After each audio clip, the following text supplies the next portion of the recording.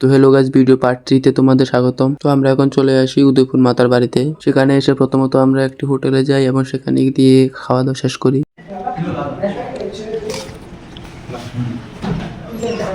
খাওয়া দাওয়া শেষ করার পর এবার আমরা মাতার বাড়ি দিকির কাছে চলে আসি। সেখানে এসে আমার বন্ধু কেরম করছে তোমরা একটু দেখো। না মানে ভাত কি দিয়েছে না রে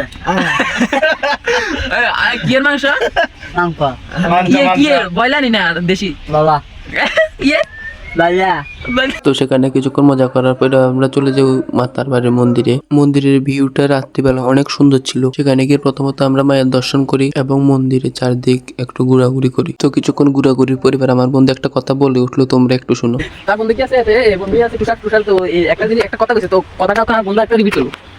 কি কইছে আদা আদারে কও আদা